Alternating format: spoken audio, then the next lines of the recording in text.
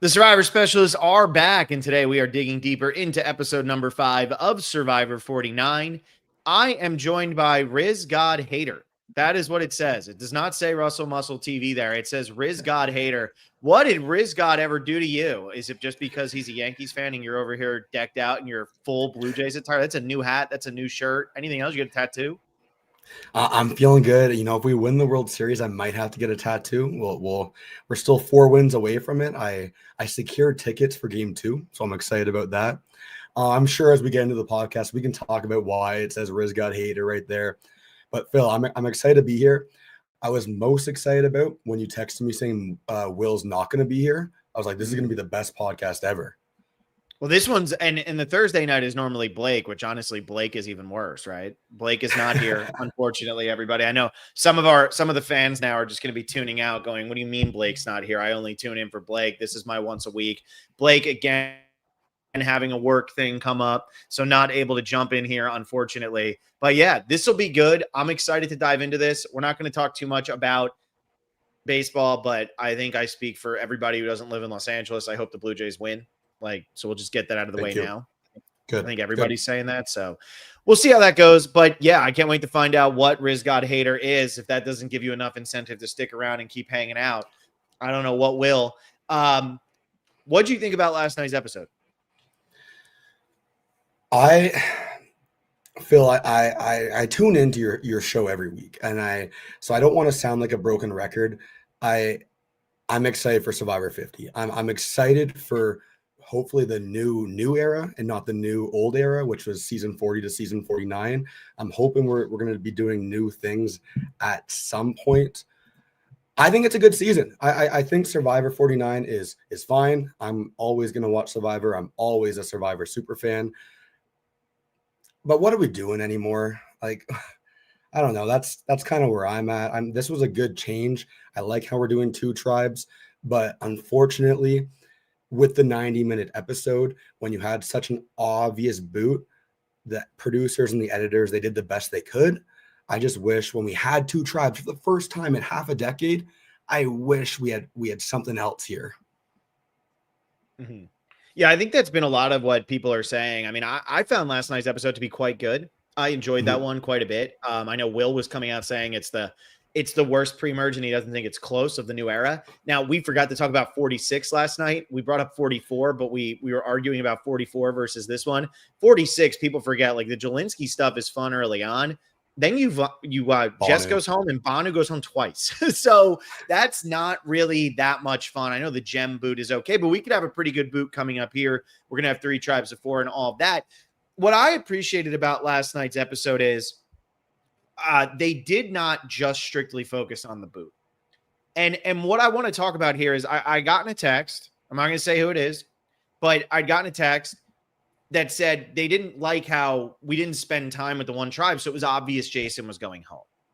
But for me, like after they win immunity, we go back to the tribe that just won immunity instead of going to the tribe with Jason. So it was obvious that Jason was going to go home and that nothing was going to flip because they were going to spend less time over there. But for me, I prefer this.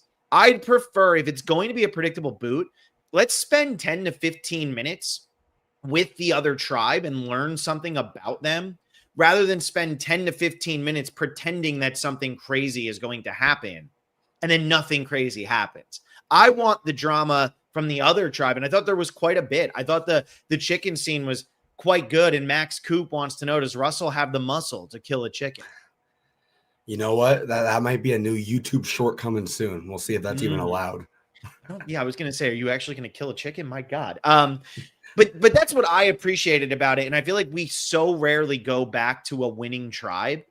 And when it's an obvious boot, you have to do that. And I felt like the editors were forced to tell a story this week rather than just relying on, is it going to be A or is it going to be B? They had to tell a real story. Yeah, I actually almost said the exact same thing in my episode recap, which I'll be posting going live as soon as this thing's done. But that's kind of the trap Survivor got into. And I would probably say the mid 30s and definitely the 40s as well, where the only important part of the episode. The big part of the episode was always the last 10 to 15 minutes, tribal council. And that was what the editors, Jeff Probst, would always hype up. This is going to be the craziest tribal council ever. And then everything else was kind of like whatever. It didn't really matter. But old school Survivor, the best episodes of Survivor, it doesn't matter if the tribal council is good or not. It's the story. It's the lead up into it. And if that's good, that's when Survivor's firing at its best. Now, to be fair, we had an obvious boot. The tribal council itself was whatever. I kind of stopped listening. But the episode itself, the story itself leading into it, exactly, the chicken, some old school stuff. I'm sure we'll talk about the journey a little bit. It was actually one of my favorite journeys to watch ever in the new era of Survivor with how they changed it there. So I do think if you have a good boot, if you have good strategy, but if you can have the parts before the tribal council be interesting and tell a good story there, the character moments, the dumb 5-second scene with Sophie and Savannah where she said, my boyfriend works 3 days a week. Cool, whatever. Like that fun stuff is part of the reason Survivor's so interesting. Yeah. Also, what do you mean he works 3 days a week? Let's hear more about this, Sophie. Let's get that. I want to hear more here. No, I agree, and I think that what almost frustrated me about last night's episode is how well they did so much of that stuff without doing it in the first 4 episodes. I think that's what was frustrating because it showed you still have the potential there, you still have the capabilities. You know, in that first episode, when it's a very basic, is it going to be Nicole or is it going to be Annie? And then the next week you just watch Annie go anyway. That's not really exciting. That's not great. That again goes back to Jelinski versus Jess. Jess goes home. That's a rough start. It's shoddy. And I think about last night, people say that I go into confessionals too much. This isn't even talking about confessionals, but Christina, MC, Steven, we still have no idea who the hell Sophie is, but we started to hear. It's okay. There's 2 Sophies, so it doesn't matter. We only can focus on one. Don't want to confuse the audience, but let's put 2 on anyway so we can hope that one of them is going to hit. It's like betting 1 through 12 and 13 through 24 on a roulette wheel and just hoping that 25 through 36 doesn't come out. But anyway, when you sit here and you watch this take place and you watch this shake out, we started to really hear from these people in a real way. Alex started to tell us more about himself than I work on Capitol Hill and I like margaritas. We started to really get to hear meaningful stuff, it felt like, from these players. Shannon and Sage were 2 other ones that they just neglected early on. And I get we had the disaster tribe, but I am watching Philippines right now for our Patreon. You get so much Tandang in those early seasons. It's crazy. Those early episodes, there's so much Tandang. They don't just stay with Blue the whole time. And Hina just got totally overshadowed. And then we watched last night and I go, I like Christina. I like MC. I love this version of Sage that I am seeing. I wish that there was a little bit more of this earlier because last night's episode makes me say, well, I almost wish that this was just the start of the season, which again, 2 tribes, you can start that with 8 and it's going to work. All right. Anyway, go ahead. Yeah. I think the comment right here from Giardi Y9S, the same archetype over and over again. That's one of the big complaints of the new era. It feels like the same season over and over, the same players kind of over and over again. But that's because when you just focus on the basic archetype of these characters, then they are the bare bones, basically the same people and over again. But if you actually spend the time to learn who they are, which we did this episode, then you can feel the difference of these players. And it's not just like you said about Alex, Parliament Hill, margaritas, whatever. We learn who they really are above the 1 to 2 sentences that I'm sure the first thing they say in their audition tapes, right? We actually get to see and hear from all these people who they really are, which again goes back to why I'm the biggest fan. Like you're a biggest fan. Like I'm going to watch Survivor forever. But this episode actually felt different compared to the other ones because of that. I want more of this. I'm kind of wish we didn't go to 3 tribes next week. I'd love to hear your thoughts on that. Well, so some people are saying they wish it was just going to 2 tribes of 6 rather than 3 tribes of 4. And Will was saying he is hoping that this was just going to be a mergatory split thing. I personally am fine with this. Here's, and it's not going to be a mergatory split thing because like Bloom had posted it yesterday, and like Bloom said, Jawan's wearing a blue buff. He's not wearing a blue piece of cloth or something. He's not on blue team. He is on the blue tribe. That's the difference here. Like, he actually has a blue buff. I'm okay with this, and here's my reason for it. As much as I like the two tribes, they butchered the two tribe breakdown. They screwed it up. They should have made it a 3-3-1. They didn't do that. They screwed it up. That's on them. But for me, a lot of people will say, well, this wasn't fair. And that was an argument that Will was trying to make last night. And he's not here to defend himself. So here I am, but it's okay, Will. You know that you have said this. So here we go. I feel like when you get this situation, yes, what tribe you end up on might be because you pull a random buff and you could be in the wrong spot. But also, you still have the opportunity to win a challenge. You have the opportunity to make relationships. Now there's been 2 swaps. So multiple people have been playing with different people. Like, there's this one tribe with Alex, Christina, Sophie, and Nate. Well, Alex, Christina, and Sophie have all been on the same tribe recently. Christina and Sophie started on the same tribe, but I don't necessarily think Nate is on the outside just because Alex spent 3 days with them. Maybe it's too short of an amount of time, but you can still play the game. The players still have an opportunity. You can get swap screwed where there's no shot and they try to throw the challenge, whatever. We're also in the new era where it's go find some sort of advantage. Maybe there's something that's around. If there's a journey, who knows? There's so many different opportunities. Plus, you have Rizzo over there who has an idol. And if Rizzo's feeling really good, then Rizzo can say, hey, we want immunity, Nate, when we're walking by. Here you go. Take this. So I do think that there's so many different avenues you can take in New Era that I'm okay with this type of swap. I think the 3-2-3 thing is pretty fun. It's new. It's different. It's unique. It's whatever. Do I wish they would have stayed with 2 for a little bit longer? Yeah. I personally wish that 2 was going to be the standard for the next 4 or 5 seasons just to get the 3 out of our mouth here. But I think that what they're doing isn't really unfair, and I'm appreciating that they're at least doing something different rather than Mergatory at 13, merge at 12 or whatever the hell you call it, and then, or split at 12, even though it's a merge, it makes no sense. And then we go to final 10 and we, one person just gets screwed because their tribe loses. I'd rather this for sure. Yeah, well, there's a comment right here. It's from Stick Cliffo. These names are crazy, guys. Cliffo, 3 to 2 to 3. 3 to 2 to 3 is new. I get it. I like new. I'm glad we're doing something new here. The problem is we haven't done 2 in half a decade where I want more of 2. Like, that's the interesting thing to me. Like, we've done 3 before. I know it's going from 2 to 3. So that's going to be the new thing here. But staying at 2, if you do another swap at 2 even, I think that would have been so much more interesting here. I also think I understand like how the swap happened being 4-2-1. That's not ideal at all in this situation. But I also think because we haven't done splitting into 2 tribes in literally since Winners at War, since the Tyson vote out or something like that, because we haven't done it in that long, the players are more than likely going to be playing safe in this situation because it hasn't happened in so long. If every 3 seasons we swap into 2, every 4 seasons, whatever, then more interesting things can happen, even if you have this rough number of a 4-2-1 with these split tribes. But because it's been 9 seasons, 10 seasons since this has happened, they're going to be playing it safe no matter what. So I think it's more so they put themselves in this situation and not just bad luck with the players.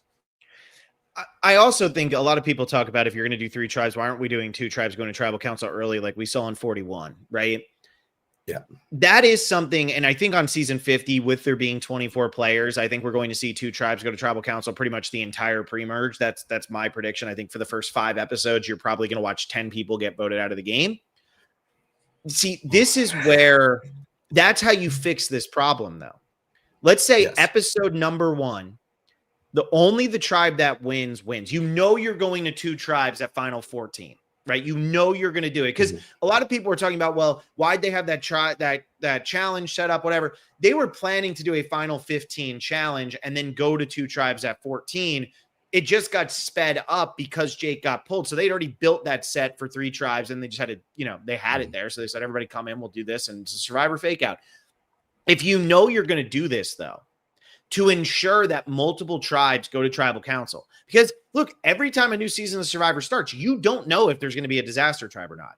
To ensure that multiple tribes go to tribal council, have the first challenge, only the winner wins, the other two go. It gets a double boot out of the way, and it ensures that when you go and do this split to go to two tribes, at least two of the tribes are going to have the dynamics known, which will lead to a less likelihood of 4-2-1 happening. Because now I end up on a tribe with Rizgod Hater over here, and me and Rizgod Hater are sitting down next to each other, and you voted out my closest ally on day one. I say, this is my chance. I got to make something happen. We're seeing Sage and Shannon get there anyway because they just have different ways of approaching life. But if you like, the reason that these people aren't going at each other more is, like you said, they're playing it safe, but they're playing it safe because nobody's ever had to betray each other yet. So they're taking the approach that you used to take in old school, which was take it as easy as you possibly can until you have to start playing hard. Yeah, I mean, that fixes it right there. The Rizgod Hater. The thing with the Rizgod Hater is we saw the promo for Survivor 49 after 48, the Rizgod Rizgod baby, and I thought, what's going on here? What is this guy? And then I started the bit. My Instagram bio, I'm pretty sure, still is Rizgod Hater on it. I actually think the guy is awesome. I think he's really funny. I think he's really good at the game, and the Yankees thing just makes it even more funny how he's a huge Yankees fan and the Yankees suck. Where it originated was from in that promo, like the Rizgod Rizgod baby. I'm like, I'm Russell Muscle. Let's go. I saw myself in him, and I was like, why didn't the casting team? Why didn't they pick me? Why did they pick him? And then I always thought, like, too, like, we know who's going to be on Survivor 50, blah, blah, blah, blah, blah. I'm like, this guy is such a good opportunity. I'm so jealous. And then it started from that. But at the end of the day, I think he's in a really good spot in Survivor 49 right now. So let me ask you this real quick. Spell him one more time. Rizgo. Come on, man. Yeah, I thought, I'm looking at the bottom. For anybody who's only listening, Russell Muscle has this spelled out Rizgod, and then he just spelled it Rizgod twice and didn't even realize it had two Z's there. Because I got more Riz. That's just what it is right there. I have the Riz, but I'm not the Rizgod. That's what that. Yeah, that's I think you have the what is that, Hooked on Phonics or something? We got to get that sent to you. My gosh, I don't know if Rizgod's going to be in there yet, but that was funny that you spelled it right twice just to turn around and realize, oh shit, I have this with two Z's.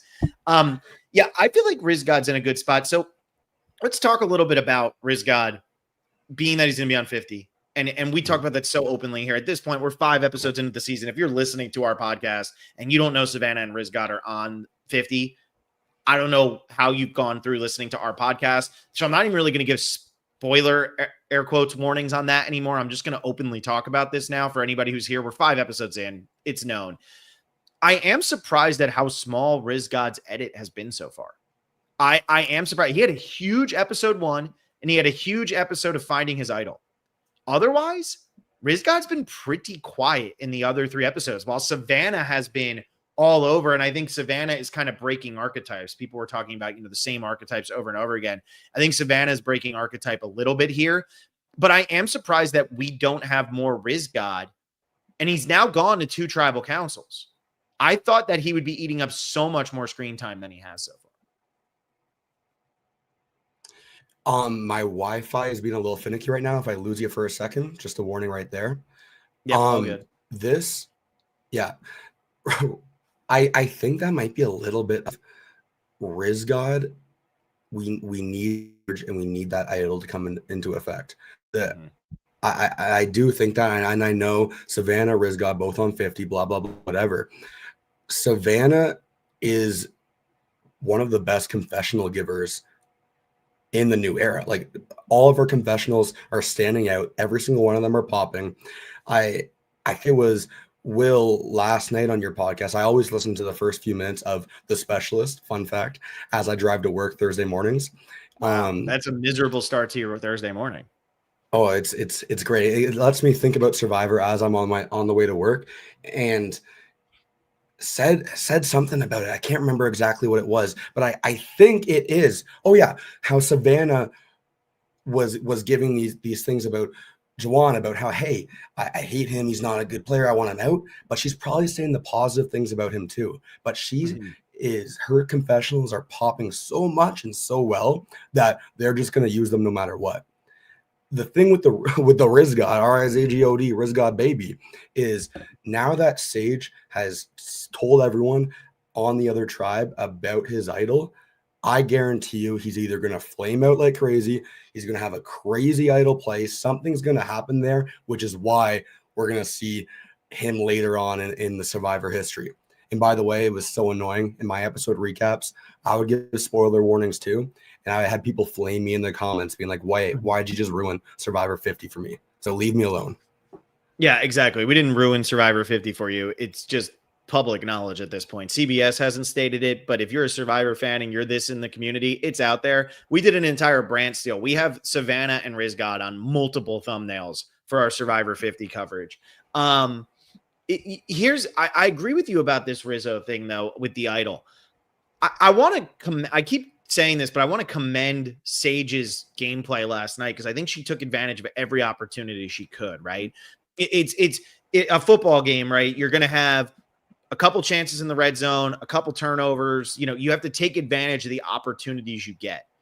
Not everything is going to break your way, but can you make the defensive stand? Can you take advantage of when your defense makes a play?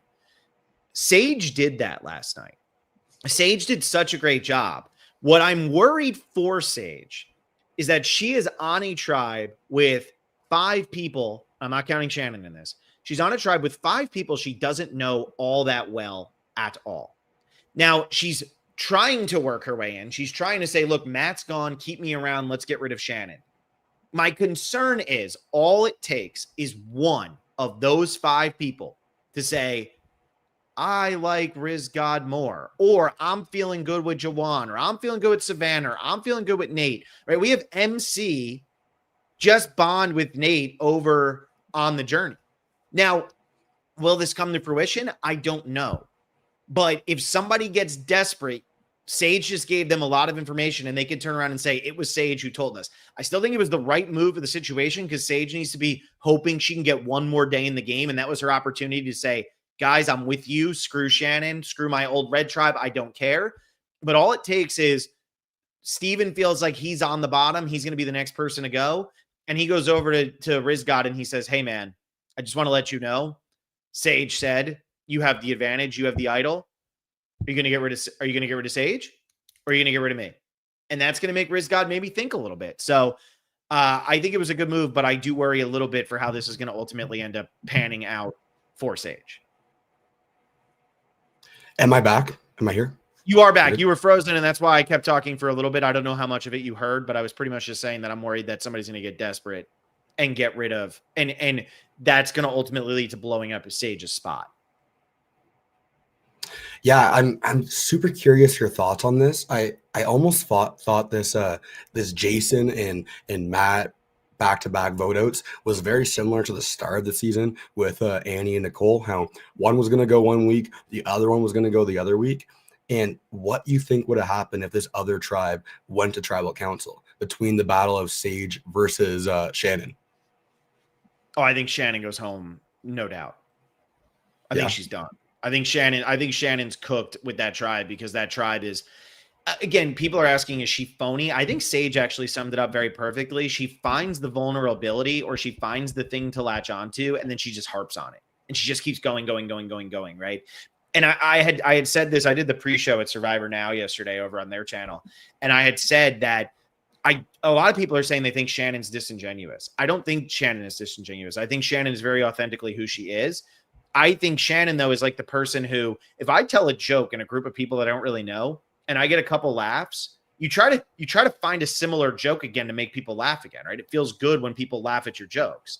And Shannon's not a joking person. Shannon's a serious person. But if people are going to start to be receptive to what she's dishing out, she's going to keep dishing that out because that's how she operates. So some people are saying it's phony. Some of the ex people who are in this community are just like despicable beyond belief. But I do feel that she's doing what she would do in her situation every time.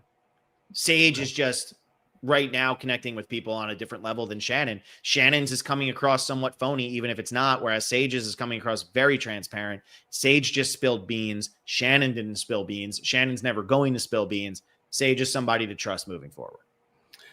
Yeah, I agree. I use the word fake in my recap. I do think I agree with you there now about how Shannon probably is who Shannon is. It's not a fake person. She's not putting anything on. It's just when you're out there 24/7 and we only see 90 minutes of it, and when you have Sage almost getting the more positive, more better edit compared to Shannon there, I think Sage's confessionals and how Sage is coming across is great. A little like out there, a little weird, but Shannon is as well. But you're having one person get the better edit compared to the other. Do we know the exact tribe breakdown for next week? Okay. Yeah. Shannon, Sage, Steven, and Jawan are on the same tribe. So Shannon and Sage stayed together. Wow. Okay.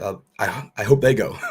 Yeah, so do I. I mean, that's the first one I brought up. The other one, MC, Rizzo, Savannah, Sophie, Belarity. I don't see that one losing just because I feel like those four are way too integral to the story being told. Alex, Christina, Nate, Sophie. Maybe that tribe loses, but it would feel obvious that Nate would go there. So if Nate's going to go, I feel like they would have given us a little bit more of Christina and Sophie. But then again, right before Millennials or in Millennials vs. Gen X, right before Game Changers, that's when we get the absolutely insane blindside by Will and Sunday and Brett, who we barely heard from, taking out Michaela. So it can happen. It can happen. Yeah. Cool. So I thought this journey was super awesome, this episode. I didn't hear you guys talk about that in your episode recap. For me, I thought the producers and Jeff probably have wanted a little bit more to come out of these journeys. And they really tried to hype it up in 41, 42, a bit of 43 and 44 as well, of these are players coming together. We're not going to be doing swaps. These are the players almost like the Exile Alliance. These are the players that are going to come together. They'll form these bonds because we aren't doing any tribe swaps. And then once the merge happens, they'll work together. They tried to force it on us. It happened a couple of times, but nothing too game-changing and nothing too crazy. And I think this journey right here was an emphasis on these players are going to have to work together. And these two players can either choose to bond and trust each other and not go for the advantage or screw each other up, which I think the producers actually, they were hoping more for this one, for when we get to the merge or if they swap together later on, that we can actually have a storyline where people that go on a journey together can go and work together later in the game. Yeah, I agree with you. But, here's look, people are so out on journeys at this point. Right. People are so out on journeys that it doesn't seem like it matters really what the journeys are or what Survivor does with the journeys. It just seems people are mad at the journeys. Last night's was definitely more well received than other ones, but it wasn't that well received. Right. There's still plenty of people who are complaining about it, saying the moving bags was stupid. It was just sweat versus savvy, whatever. Here's my thinking on this. Other journeys where you're just walking out, you're walking up a hill, you talk a little bit, very rarely work out, very rarely are exciting, very rarely are interesting, very rarely lead to anything further down the line. When you put a physical element to it, normally what's been happening, if there's a challenge or something, somebody's almost guaranteed to lose their vote every time. I appreciated this time that they weren't guaranteed, that it was, should we work together? Should we not work together? I actually think, and if he's listening, good for you. I know he's not listening because he's too big for us now. But I think Kyle, what he did with Kevin at the beginning of Survivor 48, sparked something in Jeff where he said, oh, Kyle lost his position, but realized in that moment, hey, I can't win, but why make this guy suffer? Let me make it easier for him. And I think that Jeff brought that up. I was at that premiere and Jeff brought that up in his Q&A after. And I feel like Jeff really appreciated what he saw there from that moment and said, how can we integrate this, but still have advantages? How can they work together, right? They get every bag except the last one and they move it 3/4 of the way down. And the way I look at it with this is, if they're not going to be guaranteed to lose their vote, if it's going to be something where players can bond, this is probably a better version of a reward challenge at this point. Because if we just watch the players face off in a reward challenge, with how the challenges are nowadays, we're getting 15 minutes of people competing in a challenge and doing a reward that's going to be Oh, we're eating Chinese food. Haha. Go to the next person. Like nobody cares, you To be know? fair, I actually like the challenge this week, but that's a I thought whole the other challenge thing. this week was incredible. I thought the challenge Yeah. this week was incredible too. No, I totally agree with you there. I'm just saying more often than not, would you rather have my question to you, would you rather have a reward challenge or would you rather have this type of journey? Well, I'm not going to have anyone wait in the comments. I say that in my episode recap. I I really like this journey. So this week, I actually wanted this journey over a reward challenge. But 9 times out of 10, if we're going to have one person guaranteed to lose their vote, which usually happens, or if it's just going to be a random, we haven't done this since the early days, but spinning a wheel or a puzzle where you're not much action's happening, not much is happening, or just a random, you're putting your hand in a bag. I wouldn't prefer that. And I would prefer a reward challenge. But what we saw here, again, this is good. We're moving in the right direction. Jeff, I don't want to see this every single season. I want to see things like this happening every couple of seasons. And that's where Survivor's kind of fallen apart over the past few years. They find one thing that maybe works and like, okay, we're going all in on this every single season. If the fans like it or not, if Jeff likes it, every single season. I think they've improved on that concept that they started with, but that is the big thing here. And I really, really like how, I'm sure you're the exact same way, Phil, the vote was not lost from either of the players. Oh yeah, I mean that's huge, huge. Now, I understand that if MC lost her vote, it would have just been she lost 2 votes at the next 2 tribal councils, whatever. But it kind of like didn't make full sense to me because the concept is you're supposed to risk your vote or lose your vote, and she can't risk her vote because she doesn't have her vote. Like, I didn't really Well, like that whole thing. And if she finds the idol after they lose, she then doesn't have her vote from maybe losing this, but she has the idol. So what does she care? Yeah, this was a win-win for her, which is probably why she should have went for the advantage a little bit harder than she did. Yeah, I think Nate played it off really well. I like that idea of, because MC's a beast. She's a beast in all these physical challenges. I think her tribe has been really lucky that these past few challenges haven't been puzzles. And because she's such a beast in every single one of them, that she can kind of carry her tribe through it. But if they both went looking, she was going to find that advantage, guaranteed. She was going to out hustle Nate 100%.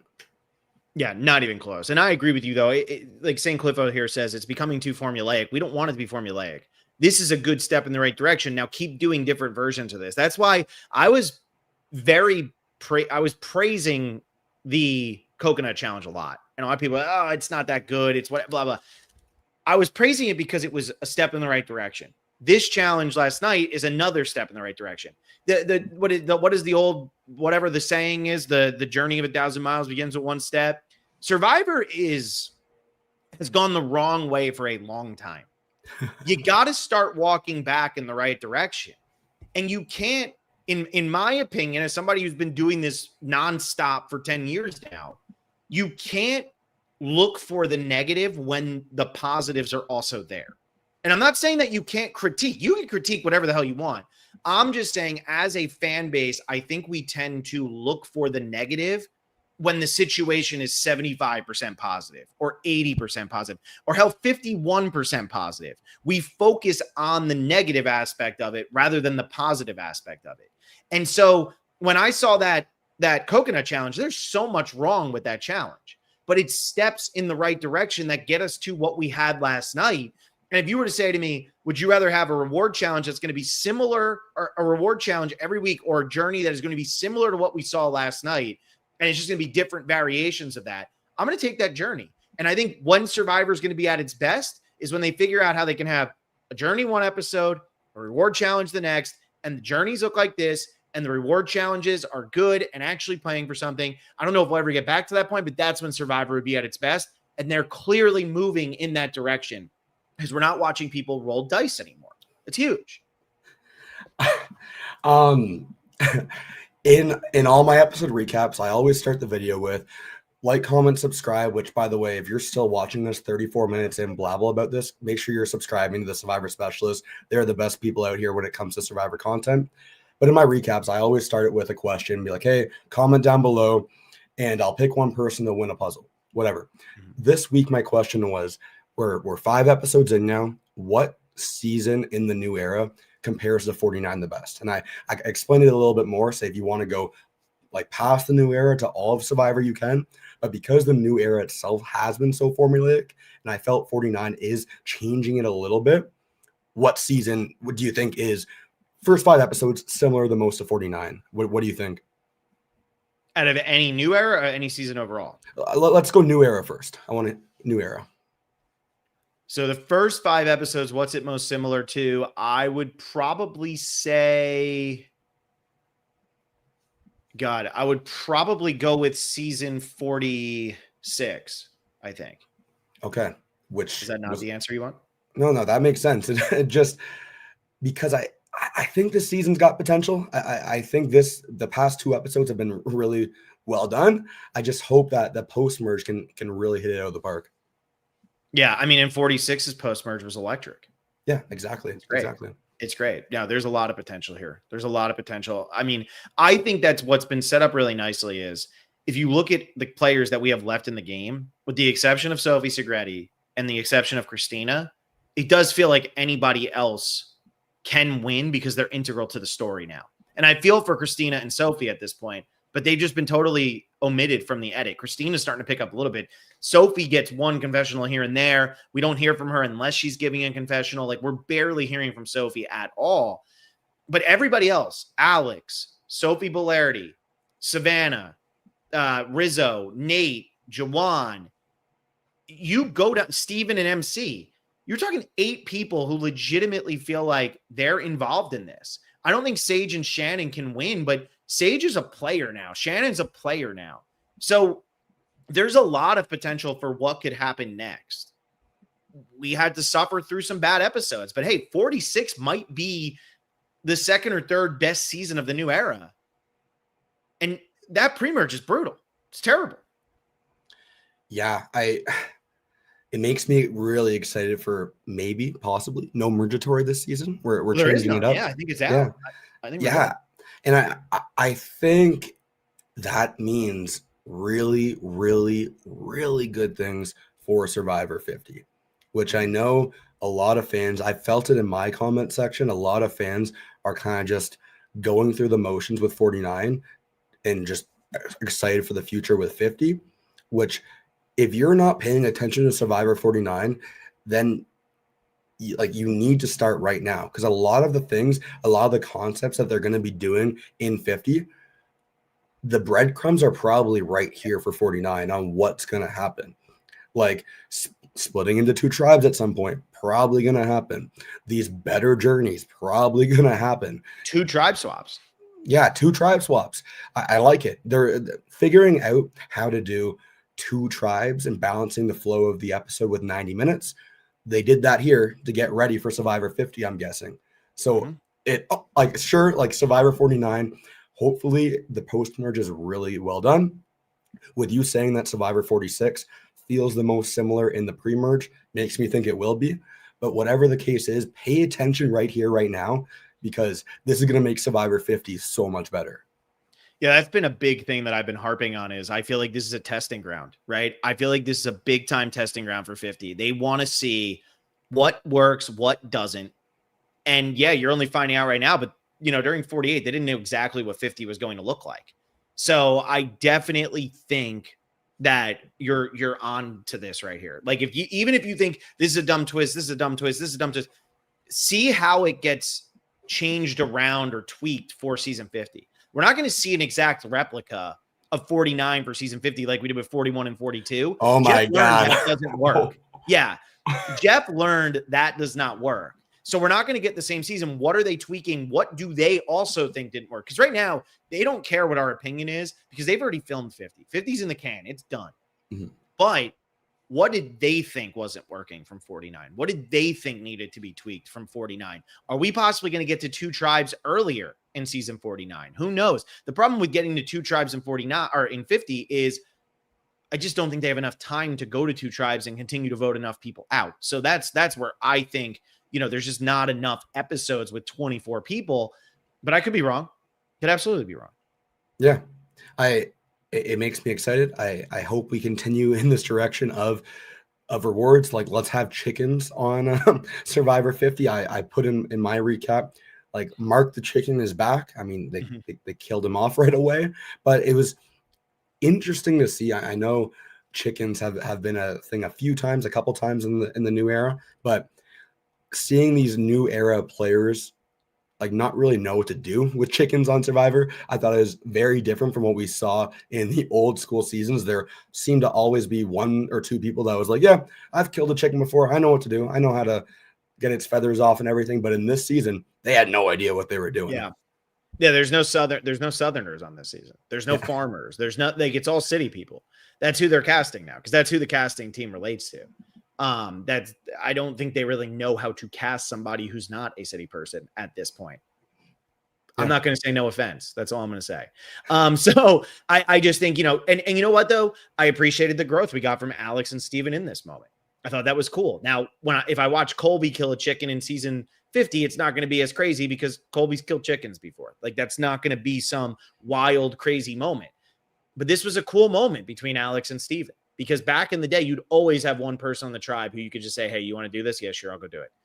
That's not the case anymore. We're a much more squeamish culture than we were when Survivor started in 2000.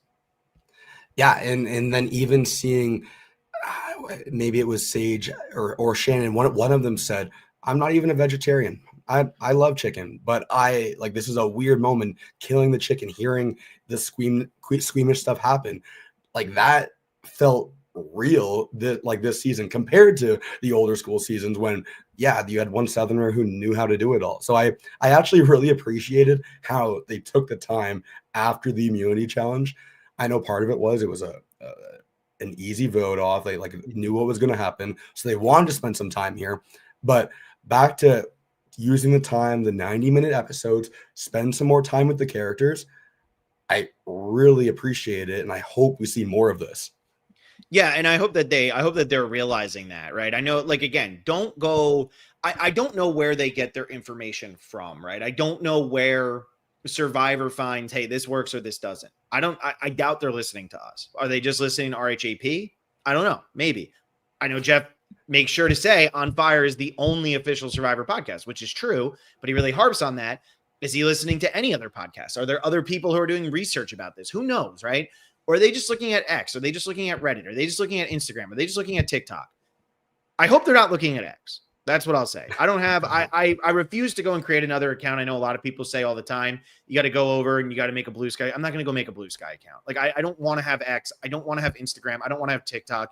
We're lucky we even have that. McKenna is the one posting 95% of the time. I'm just the one who's responding to comments. It's mostly for me to be able to interact with players or with people in the community, like with Russell here, where, hey, find me on Instagram and now I have your number. That's fine. But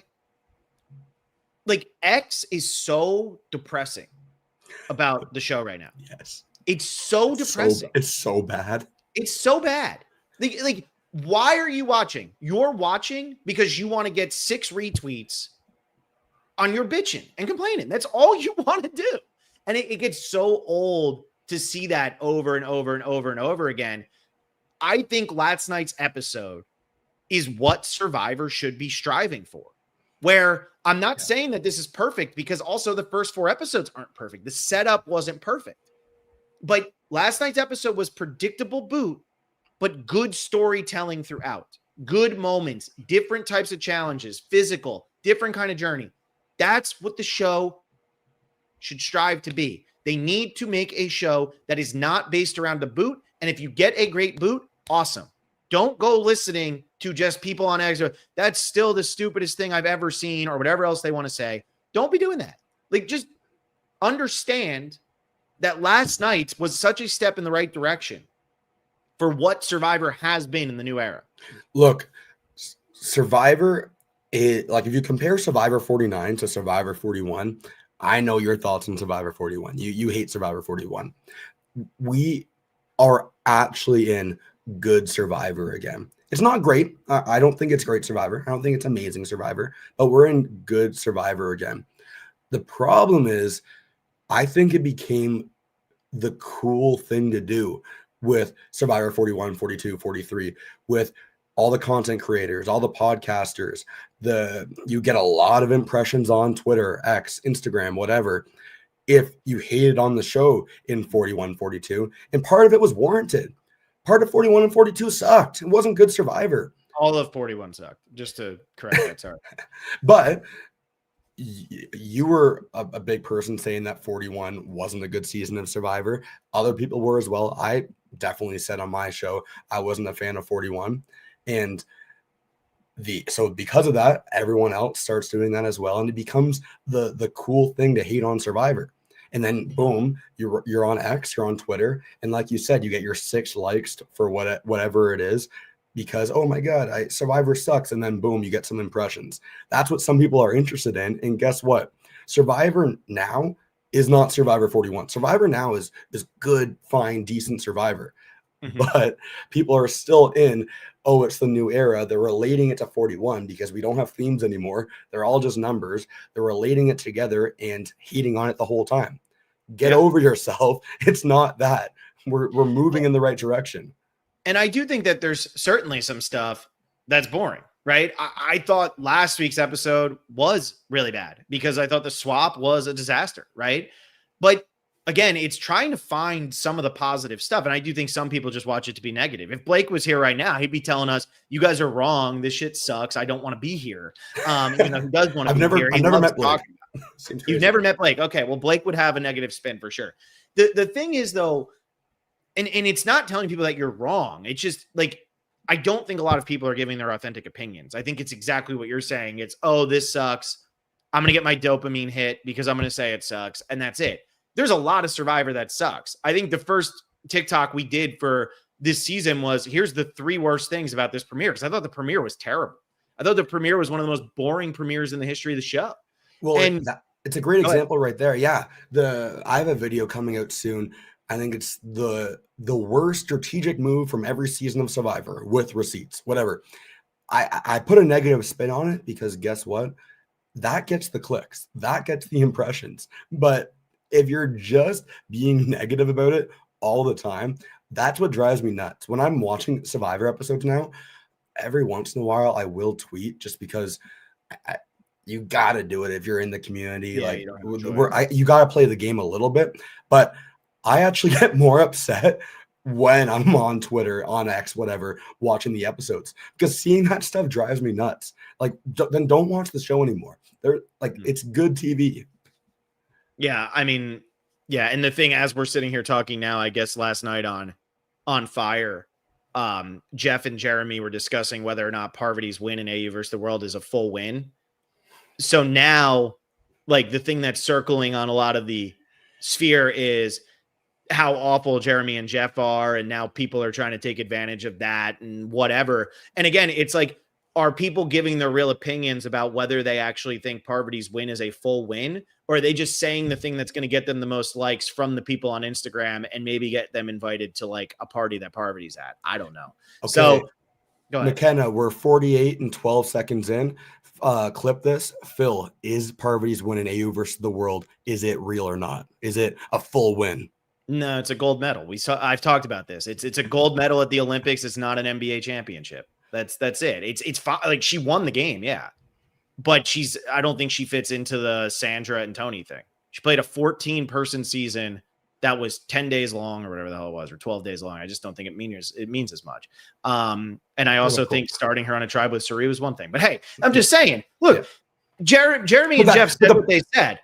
That's your opinion. Like that's fine to have, right? Like, that's my opinion. Also, I think Parvati's, I'll talk about this after, because it's just like Parvati's initial comment. It's like, I don't think that's necessarily the reason. It's a lot of stuff now is, oh, they're just trying to discredit women. It's like, I don't think that's what happened here, guys. Let's just chill out a little bit sometimes. My God. But anyway, I don't know. I don't care. How the hell did we get here? Let's get back. I just think Survivor, again, there's so much negativity, and some of it is so warranted. But when something is good, let's be good. Let's make good TV. Like, let's hope that they continue to go in the right direction. I think right now, the show, last night's episode, is going in the right direction. Is that the best pre-merge episode I've seen? No. Is it the best pre-merge episode of this season? Yeah. Is it going where we want it to go? Yes. The boots can't be the only thing that matters, because for season 50, it can't just be about the boots, right? It has to be so much more. It has to be about us finally seeing some of these players play again, or what's the dynamic, who's getting along that we never thought would get along. What's Colby and Stephanie going to be like after all these years if they ever get to talk to each other? That's what needs to be happening on my TV screen in season 50. So I'm glad that they were forced to tell a good story last night. They did not have a choice. Yeah, well, guess what, fans watching Survivor 50, there's going to be 23 terrible boots that you're not going to agree with. Or I guess, no, not 23. There's going to be about 20, 21 boots that you don't agree with. You know what I'm saying? Like, I don't know, Rick Devens, Colby, these people that you want to see again some of them are going to be out pre-merge. And that's going to sting so much, like any All-Star season. Please focus on the dynamics before it. Like we talked about at the start of this podcast, Phil, the best Survivor episodes are not only the last 15 minutes. If it was only the last 15 minutes, then why are Survivor episodes 90 minutes long now? Yeah. Right? Like Survivor episodes are good because of everything before that leading into it, the story that you're telling. It drives me nuts when some people, like we've begged for Survivors too fast paced now. I don't know what's going on, especially in 40, these new era seasons before. Look at that comment right now there. Now you broke. Rizgod showed up and broke Russell Muscle's his concentration here. Russell was on something here, and then all of a sudden he lit up like a little kid because I literally have no idea what I was talking about. This is the craziest moment of my life. Get out of these comments. You don't belong in this podcast. Get out of here. Anyways, whatever I'm saying is definitely the good point I made. Back to you, Phil. Dude, I love it. Rizgod, you just made him blush. You just ended him. All right. I want to talk about this because, again, 50, right? That's what everybody's thinking about. And I think that's skewing the way a lot of people are watching this season. Like, right? A lot of people are assuming that Savannah or Rizgod, maybe one of them's the winner of the season, all that. Who do you think's going to win the season right now? Is it boring to say Savannah? I just think it's wrong to say Savannah. And I'm not even just saying this to be different. I really feel like it's Sophie. Okay. I think Sophie is the number one contender right now. I think Savannah, like you said, is so good at confessionals that she'd be giving confessionals no matter what. And especially with her returning to 50, they're going to want to make her a star. She doesn't have the idol like Rizgod does. Maybe Rizgod having the idol is when his game's going to start to pick up. He's going to start to get more screen time. Sophie Bolarity, to me, if she sits at the end, how does she lose? It would have to be a pretty bad post-merge for her. She just doesn't do anything. And it's just like, I'm exhausted. I don't want to be here. But she has such a good story from early on. The Uli tribe likes her. They're not going to feel betrayed by her if she gets voted out of the game. So I do think Sophie, I think Savannah's number 2 right now. But I think Sophie Bolarity's the favorite right now. The only reason I say Savannah, other than the great edit she's getting, is because of Survivor 50, we have 2 winners. We have 3 tribes. Like that's the big one right there. And I hate to use that as a reason, but I think it would make the most sense. And I wish those other 2 winners weren't there. If I'm not saying the easy answer with Savannah, I don't know, Phil. I don't know. I kind of like either the wild cards of MC or Steven. I think Really? Steven, I like Steven, how I don't think much has been needed from him, especially this episode. We are given more than what we maybe needed for the episode itself. And MC, just a physical beast. I think that'd be a great winner in the new era of Survivor. Yeah, I could see Steven more than MC. I think MC maybe has a shot. I don't count MC out by any means. I just think MC has much more of an uphill battle. And if she is just a strictly physical player, she's got to be able to use that idol that she's probably going to get at some point. Like, she needs to be able to use all of this stuff to her advantage. When it comes to Steven, though, I do agree. Steven's been the narrator over there. And maybe that means Steven's going to fall into this 5th, 6th place kind of category. But Steven's been the one who's been talking the most, been telling us the most. He's the one we're connecting with the most over the fact that Shannon's probably going to be the boot. Like, Sage goes to Steven. Steven waking up. I can't believe she was talking to me immediately. Give me a second. Let me breathe. What's going on here? I feel like Steven is somebody that we absolutely want to be pulling for, and that the audience or that the editors are trying to make the fans care about. And it might just be the case that on old Yellow Tribe, old Hina, that we didn't have the best confessional givers, and that's why we're focusing on Steven a little bit more. But what we've gotten so far, I think we have a good shot. I like in the chat what DeCliffo's saying. I agree with Russell. Whenever you're agreeing with me, that means you're on the right track. Saint Cliffo. It's too tough. Cliffo. Saint Cliffo, man. Come on. I'm trying my best, Cliff. I'm trying my best. There you go. Now he's just Cliff. I like that. Blake will appreciate that he's just Cliff. What else you got about this episode? I know we're almost at the hour here. You got anything else you want to say? Anything else you want to add? Anything else you want to? Survivor. I per diem always said this. Survivor's like pizza. Even when it's bad, it's still pretty good. And we're in the direction now when a slice of pizza is actually pretty good. So fans, please don't be positive. Be genuine about how you actually feel about the episode.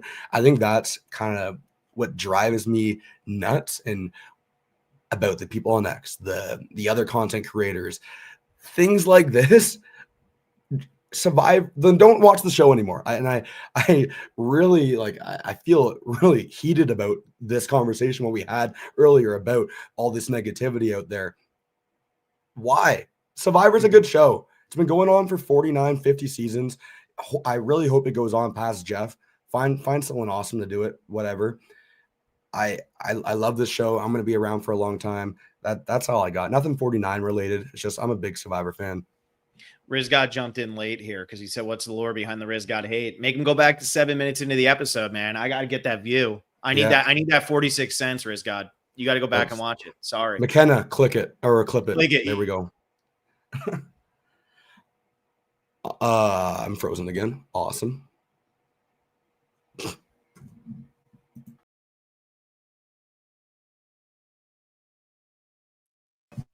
That was funny, huh?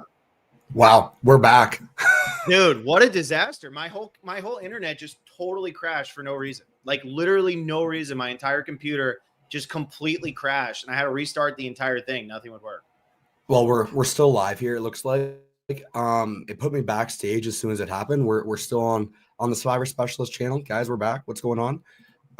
I gotta make sure I have my laptop ready because on Sunday I'm 1 p.m. with Liz. So I gotta make sure that I can do something here. I thought this was going to turn into the longest podcast ever. You couldn't turn it off. Dude, I couldn't do anything. And then my laptop, which is over here, it was totally like dead because I never use it. So then I'm trying to plug it in and get it to boot up. And then I'm trying to figure out what's going on my computer. My computer just totally crashed. Might be time for a new computer. Anyway, I don't know what I was cut off at. I was about to apologize to the Parvati stands, but you know what? That was my sign from Rizgod or just God. I don't know. Maybe it's not Rizgod. Maybe it's just God. That was my sign to not apologize. Screw it. 1.5 wins. I'm on board with it. All right. Like this video, subscribe to the channel. Apologies for the massive gap here. Nothing could be done. And otherwise, Russell, what do you have coming up? Plug yourself before my computer crashes again. Yeah, I'll just stay in the show. I'll take over the specialist. I think that it was actually Rizgod that crashed it. He saw the hate and he said, you know what? I'm turning this podcast off. I don't know. In like 30 minutes, I'm going to drop my episode recap. Check it out. Support. Be awesome. I want to have more subscribers than Russell Hantz. We're slowly on the way to doing that. I still have the puzzles. I was going to say, let's give away a puzzle at this podcast, but then there was like a 5-minute break. I'm sure not many people are still listening. If you are listening, I'm sorry, man. That's all right. For Spotify and podcasts, I'm going to cut out that huge gap. So there you go. Cool. Phil, what's a question you have for the people? How do you prevent that from happening again? Okay, if you can answer that, what the best comment, Phil will pick it, and then next week I'll send a fire puzzle to them. This was awesome, Phil. I always love joining the specialist. That's all I got. All right. Thank you all so much for being here. I know most of you are probably gone, but like the video, subscribe to the channel. Hopefully that never happens again. I'll see you all on Sunday at 1 p.m. with Liz Wilcox, where I will definitely have my laptop ready to go because that was crazy. All right. Bye, everybody. Rizgod sucks. Wow.